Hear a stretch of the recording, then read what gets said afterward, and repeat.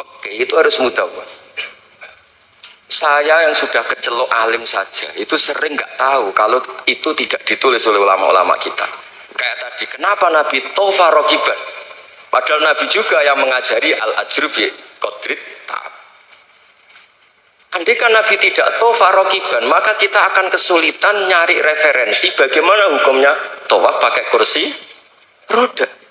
Barokahnya mudawwan dianalisis oleh Imam Nawawi dan seterusnya, bahwa Nabi tofa rokiban adalah wajib bagi beliau.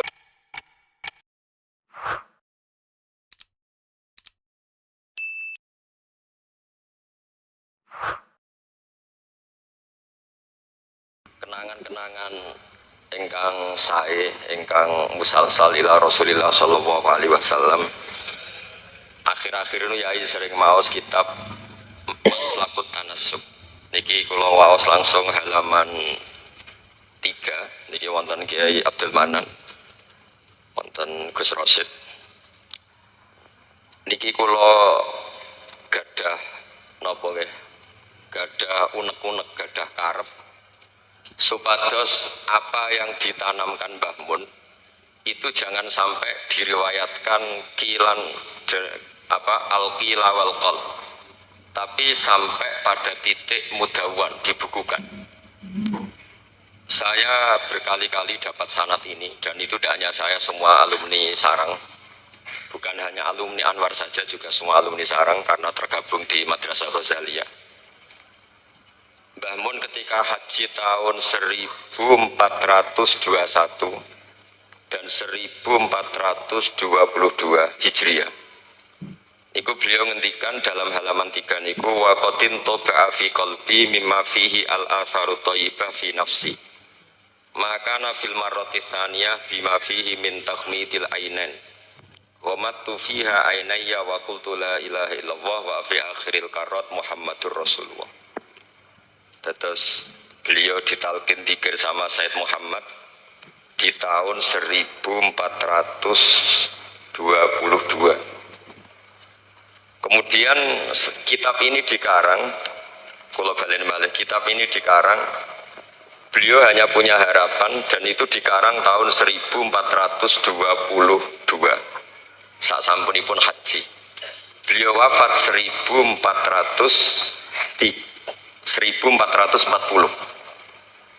Dados terpaut pinten tahun niku? 8 tahun ya. Pinten 18 sih. 18 tahun.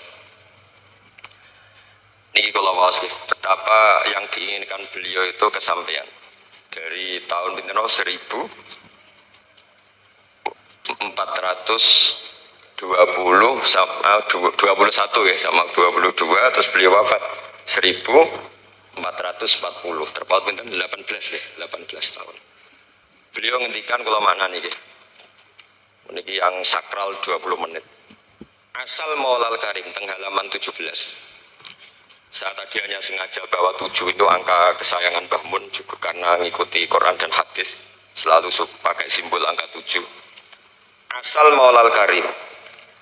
Asa menawa-menawa sapa al Maulal Karim, Allah zat sing lomo iku ayasma'a, menawa-menawa ayasma'a yen to ngumpulna sapa Allah taala, ing yen to ngumpulna sapa Allah taala nafsi ma'a hamalatil ilm. Di saya ngarang ini semoga Allah mengumpulkan saya, kata Mbah Mun, ma'a hamalatil ilmi, sertane wong-wong sing gawa ilmu min ulama'i hadhil ummah, saking ulama'i hadhil ummah. Wa bil akhosilan klan khusus ulama ahlil bait, utawa ulama ahlil baiti ayat ma'a nafsi ma'a ulama ahlil bait.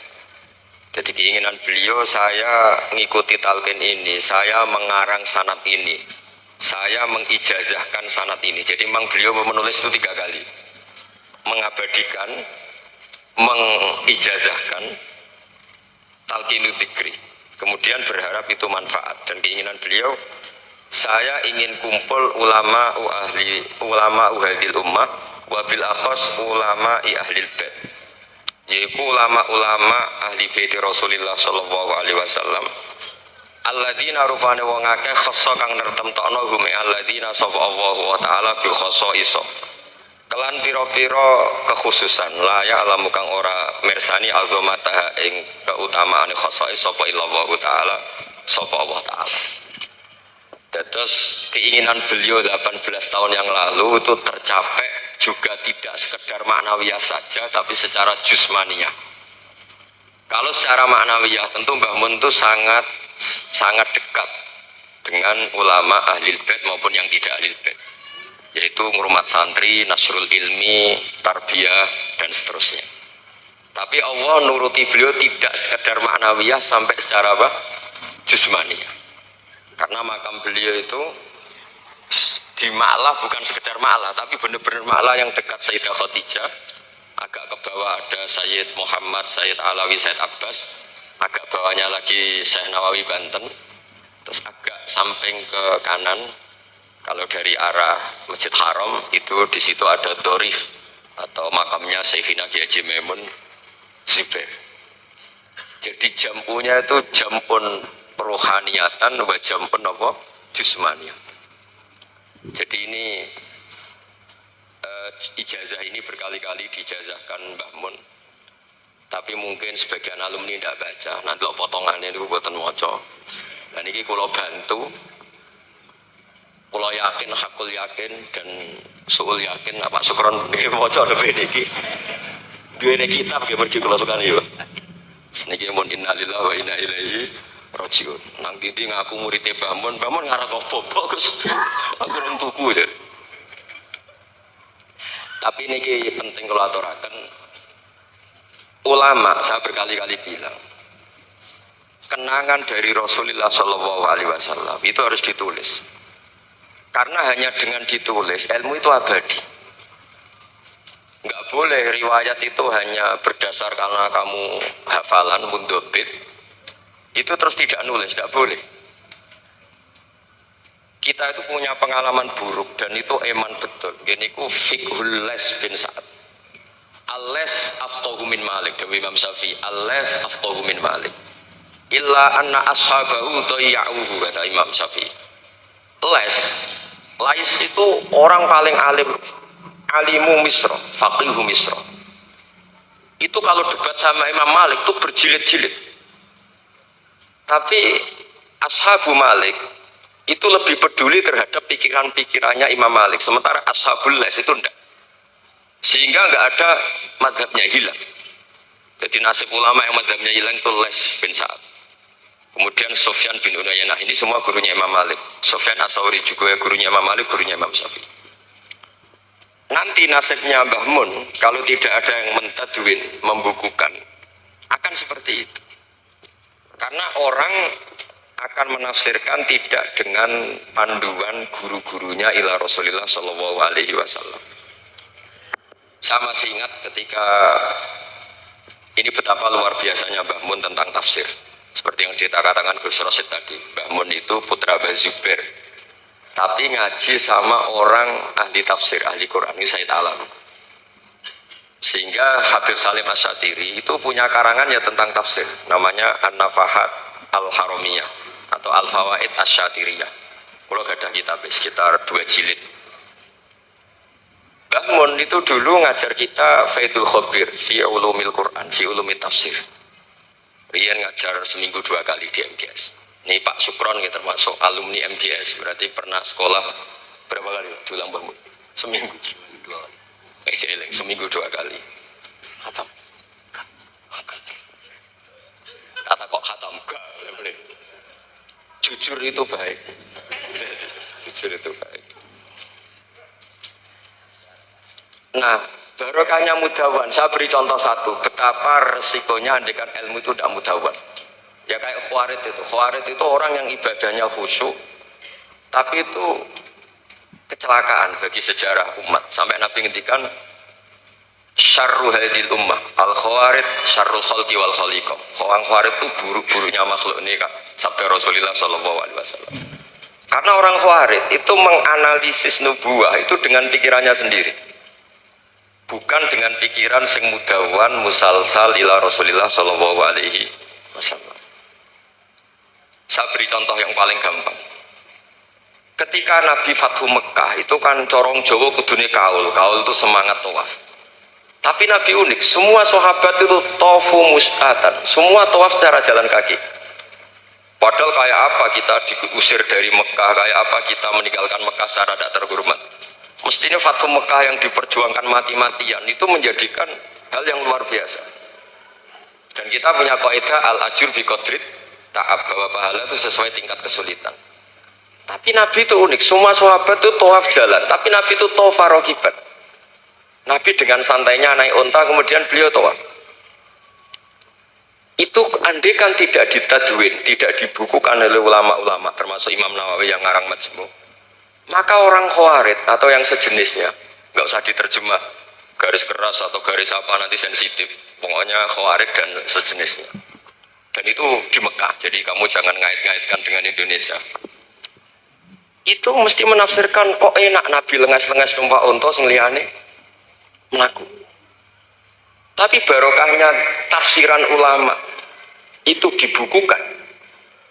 Nabi yang saat itu tawaf rakiban, ya, Nabi yang saat itu tawaf secara berkendara, itu afdolu mungkin di alfi fadilatin sampai ila malani hayatallah daripada yang tawaf masya. Karena yang tawaf berjalan itu hanya melakukan satu kaidah bahwa al-ajr bi qadrit. Tapi itu punya resiko fikih jangka panjang. Andai kan Nabi ikut tawaf jalan, maka akan dianggap syarat sahnya tawaf harus berjalan. Dan itu kita kesulitan ketika kita setengah lumpuh, setengah sakit. Lalu kalau kita pakai kursi roda, pakai skuter, dalilnya apa? Barokahnya Nabi tawaf rakiban, maka ada solusi, ada referensi kalau kita tawaf tidak masyian, yaitu dengan cara naik kursi roda dan yang lain-lain. Maka ketika Imam Nawawi, maka yang dilakukan Nabi itu fardun alaihi, Nabi melakukan itu harus, karena Nabi harus menjelaskan ke umat bahwa tidak termasuk syarat sahnya tawaf adalah secara berjalan, tapi naik juga boleh. Itu andaikan tidak ditadwin oleh ulama, maka pikiran ini tidak sampai kita. Dan kita rodok-rodok Khawarij, kok enak Nabi. Padahal Nabi pas itu ya sehat. Nah sama. Ketika Mbah Mun ngersakno Gus Yasin jadi wakil gubernur, juga banyak Gus Rosid ini, Gus Subab kerso jadi DPR RI, Gus Kamil ya ketua DPR Rembang. Itu maka menjadi fikih bahwa ulama itu tidak harus berhadapan-hadapan dengan negara. Buktinya orang sekali berbangun, putrane diminta, disuruh mengkhidmati negara. Sehingga harus menjadi tradisi besar bahwa ulama dan umara tidak harus berbenturan. Bukan masalah menangkal. Coba kalau itu tidak ada rawinya, paling boleh gaji, paling boleh duit. Loh itu kan ruwet. Itu tafsiran Khawarij.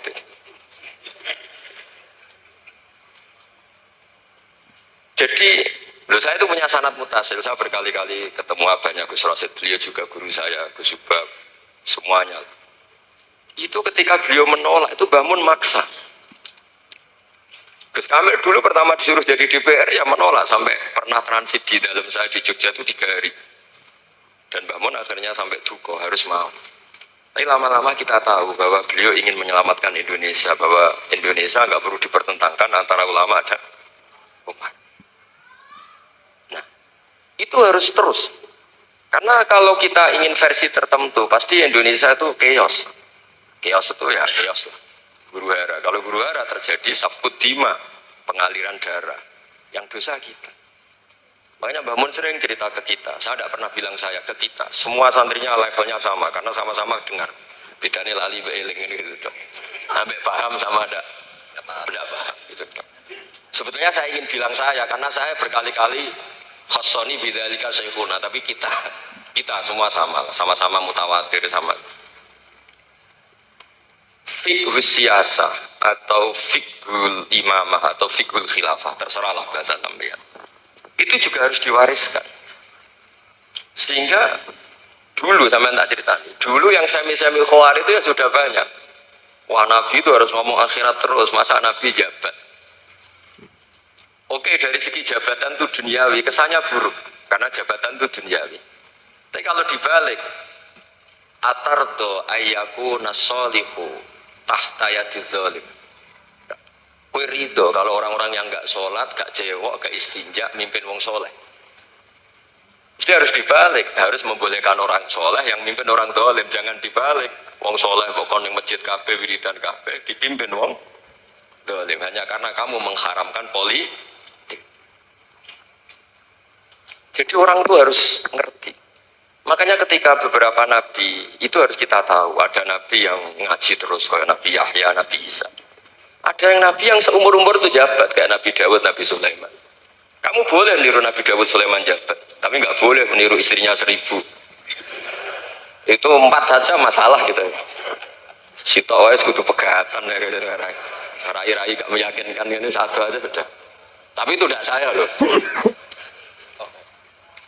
Jadi sampai Allah menurunkan ayat am yahsuduna nasa ala ma atahum wa min fadli faqad ataina ala Ibrahim al-kitaba wal hikmata wa atainahum mulkan azim. Jadi ada orang-orang soleh yang oleh Allah disebut bahwa mereka itu jabat. Gini kok alu Ibrahim. Ada banyaklah orang-orang soleh yang jabat.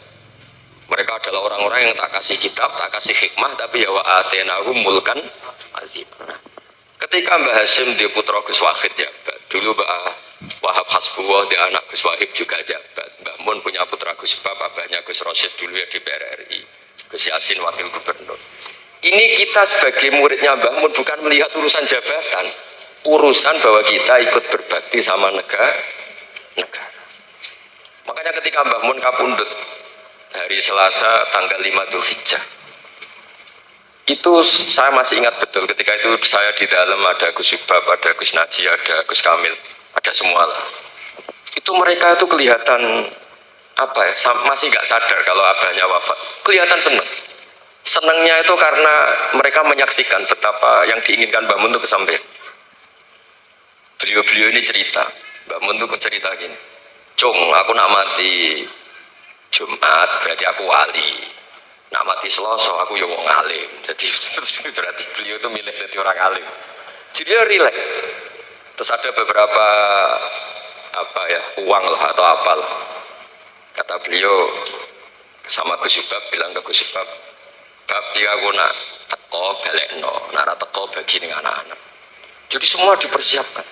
Begitu mudah beliau melihat kematian, melihat kapundhut, melihat seringan itu. Karena kerinduan seorang wali atau orang soleh kepada Allah itu rindu sekali. Dan ini kita harus punya riwayat, dan itu menjadi fikih besar. Nggak boleh kamu pakai fikih khawarij. Kiai kok jabat, kiai kok kedonyan. Misalnya ono kiai wong soleh ora oleh kedonyan, terus saiki wong salat buruwe wong ra salat, kowe rido. Wong salat buruwe wong ora salat. Mergo sing salat kok kon melarat. Jadi nak fikih aja fikih khawarij. Fikih sing bener maca majmu'. Nak ra iso maca jerone maca judule. Ya sadar. Mungkin Pak Tony Pak Sukron, karena dia di Mekah lebih terkenal ketimbang Mbah Mun gitu. Itu Mbah Mun sampai tertawa-tawa. Mbah jebule dirantau mriki terkenal kula. Kok iso kron? Lha niku tiyang tenggal dalam ini sukron. Ya jadi Mbah Mun punya murid ya macam-macam. Ada yang kayak saya, ada yang kayak Pak Sukron. Makanya saya pertama datang, Sukron tikur, dereng enten, celuk, nak gak teko gak gelem isi. Terus datang. Tadi bisi saya, Gus aku difoto, nara jejer-jejeran gak difoto. Terus saya bilang gini, saya itu kalau di mana-mana sering jejerong putih, lagi ke jejerong ireng. Semoga ini kafarohnya saya jejerong putih-putih. Jadi saya teruskan lagi ya. Harus selalu ada riwayat. Makanya saya alhamdulillah pernah diminta Gus Subab itu ya guru saya, beliau baca manhajnya fikihnya Mbah Mun di acara kesekian harinya Mbah Mun wafat. Karena saya masih ingat betul ketika di Medina saya sering digandeng Mbah Mun. Sholahuddin Al-Ayyubi nganti pintere ngono iku jarene mergo murid Imam Ghazali. Tapi jarene apa muridé apa putu murid. Terus saya bilang putu murid ya impun nate kula hitung nak murid mboten pas. Mboten tok wektune. Ya yes, putu murid. Karena saya pernah di masjidnya Sholahuddin Al-Ayyubi di mimbarnya. Itu futuhatnya itu sekitar 815. Jadi kalau tak hitung Imam Ghazali lahir 410, 450, wafat 505, kayaknya betul menangi. Yo ya senang ngono putu murid. Itu beliau punya konsep mengalahkan pasukan salib. Itu yang dipakai itu kitab Ihya. Itu singkat cerita beliau nyuruh, "Jaiku golek iya." Tak cari, ketemu terus tak tasihkan beliau, ya iku sing tak maksud ya iku. Itu Imam Ghazali begitu fasih cerita tentang penyusunan kekuatan. Dan itu logikanya sederhana sekali dari sesuatu yang jibillah, yang normal. Misalnya begini ya, al-insan abdul ihsan. Bahwa manusia itu pasti menjadi budaknya kebaikan. Hitung saja sekarang misalnya begini, kita jadi orang soleh, meditera karuan, gremengan sinis. Yang ini orang fasik, senyum, lomo, apian. Kira-kira orang netral itu kalau jagungan ke kamu apa ke sini? Yang lomo, yang nyaman kan? Sehingga orang boleh mengatakan ketika ngarang fikih, senyum itu sunnah di karangan fikih. Tapi di aplikasi nyata tidak bisa. Bagaimana kalau ada orang netral, bisa soleh, bisa fasik, sing fasik senyum, sing soleh merengut, sehingga yamilu orang yang netral ini ke yang fasik. Kamu bisa ngarang fikih kalau sedekah itu sunnah, karena itu sudah tidak wajib, karena yang wajib itu zakat. Kamu bisa ngarang fikih seperti itu. Tapi kalau dalam tatbik tidak bisa. Misalnya saya orang soleh hidup di tengah kota, atau orang soleh hidup di pedalaman. Terus saya medit, mentang-mentang sudah zakat, nggak pernah sudah. Sing wong fasik jor-joran sering nyervis rokok gratis, ngopi gratis. Kira-kira kemana kecenderungan orang? Ke yang fasik, karena al-insan abdul ihsan. Nah hal-hal seperti ini tuh yang dikaji Imam Ghazali kemudian itu menjadi inspirasi Salahuddin Al-Ayyubi. Kalau dia ingin solid maka harus berbuat baik sama siapa saja. Karena itu cara punya kekuatan. Nah kita enggak, kita ini memaksakan kebenaran tapi prosesnya tidak simpati. Makanya kata para mufassir, walaupun tafadzur ghalidal qalbi lan faddu min khaliq. Itu kata para mufassir, hada sayyidul khalqi wa hada ahabbul khalqi ilallah. Ini Rasulullah, orang paling dicintai Allah. Itu saja sekali salah dalam perilaku sosial, itu bayangannya lan faddu min khaliq. Orang akan bubar. Padahal ma'anaha mu'ayyadun biruhil kudus. Padahal Rasulullah itu orang yang diberi kekuatan malakut, kekuatan langit. Itu saja dibayangkan kalau salah secara sosial, lan faddu min khaliq. Orang akan bubar. Apalagi kamu yang keramatnya enggak jelas, hizib gak mandi, terus salah sosial, istaqobbalallahu minna minkum taqobbal ya kan. Sehingga Mbah Mun itu baik sama siapa saja, termasuk baik sama Megawati, sama apa saja.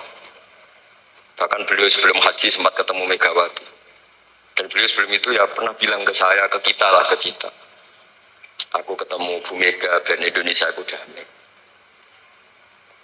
Makanya ketika beliau kapundhut Dzulhijjah itu min asyuril hurum, karena al asyurul hurum itu ada 4, Dzulqa'dah, Dzulhijjah, Muharram, Rajab. Beliau kapundhut 5 Dzulhijjah, bulan yang termasuk sakral di Islam. Dan beliau kapundhut 6 Agustus, bulan yang paling nasionalis dalam Indonesia.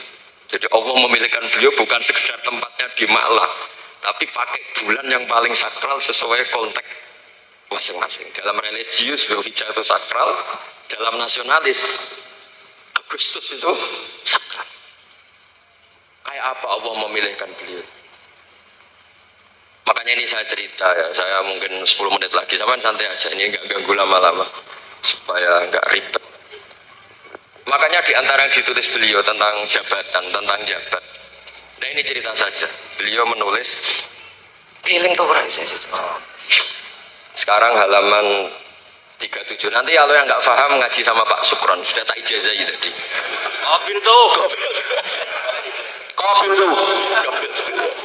Jadi nanti yang nggak paham, ya itu nanti. Kau cobain, apa? Kau jalur deh. Kalau nanti jalur ya sudah sah ya, sah.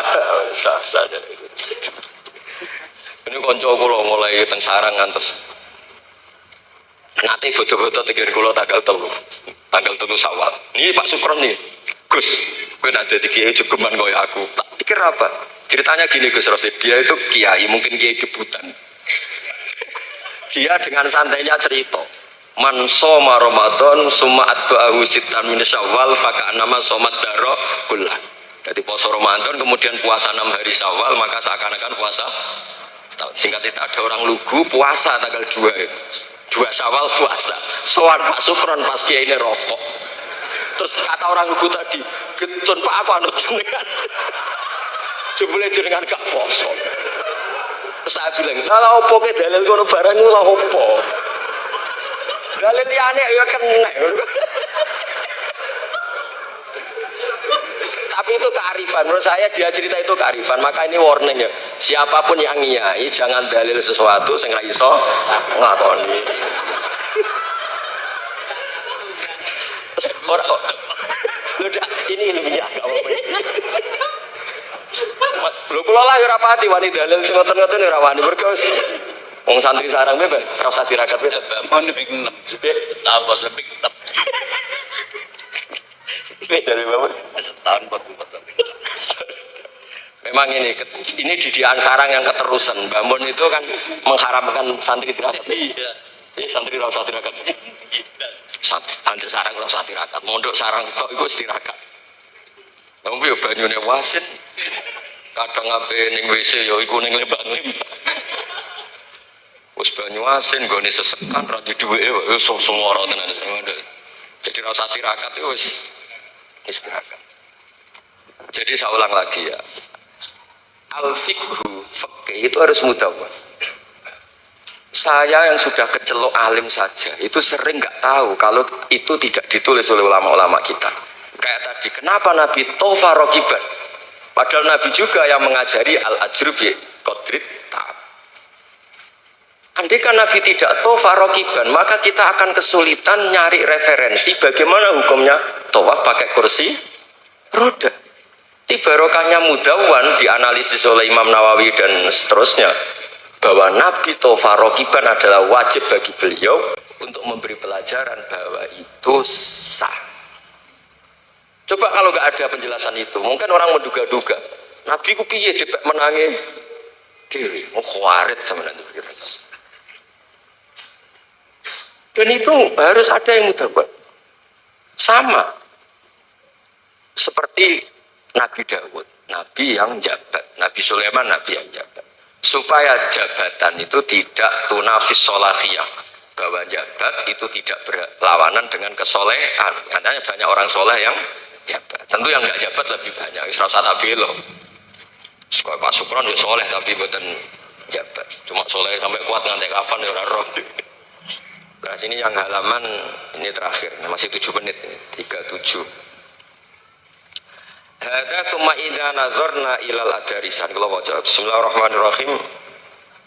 Wal mamlakatani al ukhrayani allatani mazalata qaimataini ilal yaumani al mamlakatal hasyimiyah al urduniyah wa mamlakatal maghrib tawallahuma al hasaniyuna aidan. Artinya Mbah Mun cerita bahwa banyak orang-orang soleh bahkan min dzurriyyati Rasulullah sallallahu alaihi wasallam dan mereka jabat jadi raja, yaitu pasnya di Maroko adalah rajanya Al Hasani apa? Hasani, juga di Ordon di Jordan itu rajanya Al Hasani. Intinya Mbah Mun mau ngendikan kamu jangan anti jabatan, banyak orang-orang soleh yang jabat, bahkan bukan sekedar soleh tapi itratu Rasulillah al itra at-thahira, itratu Rasulillah sallallahu alaihi wasallam. Ini dan beliau menulis itu. Wal mamlakatani al ukhrayani allatani mazalata qaimatain ilal yaum ani al mamlakatal hasyimiyah al ordoniyah wa mamlakatal maghrib tawallahuma al hasaniyah itu. Hada summa idza nadarna ilal adarisa. Adarisa itu Sayyid Idris. Sayyid Idris itu Al Hasani ya. Jadi Al Hasani yang paling populer di Maroko namanya apa? Al Idris. Makanya disebut Adarisa. Yang dzurriyyahnya Al Idris disebut apa? Adarisa. Kayak yang bermadzhab Hambali disebut Hanabilah. Summa idza nazarna ilal adarisa wajadna anna ba'dhum wasalu ila sultanah war riyasah. Faqad sabaqa an assasa Sayyid Idris bin Abdullah daulatan azimatan fil Maghrib wa nudiya bis Sayyid Muhammad As-Sanusi Malikan ala Libya. Jadi ini saya mau cerita, Mbah Mun itu satu khazanah besar, melahirkan murid-murid yang alim alamah ya banyak sekali nggak bisa dihitung. Melahirkan murid yang bahkan putra yang cakap politik banyak. Siapa yang nggak ngakui alimnya Gus Naji? Siapa yang nggak ngakui fleksibelnya Gus Subab di jabatan Gus Kamil? Itu nggak bisa terhitung. Makanya ini khazanah besar, nggak usah dibentur-benturkan. Ada yang nekuni alim, ada yang nekuni jabatan. Semua itu untuk li'ilain apa? Kalimatillah. Jadi ini nggak ada masalah. Wonten sing kono Bapak Sukron urip wae, menengah urip wae. Tapi tadi sudah tak ijazahin. Nanti pokoknya ini kalau nggak paham tanya Pak Sukron. Assalamualaikum warahmatullahi wabarakatuh.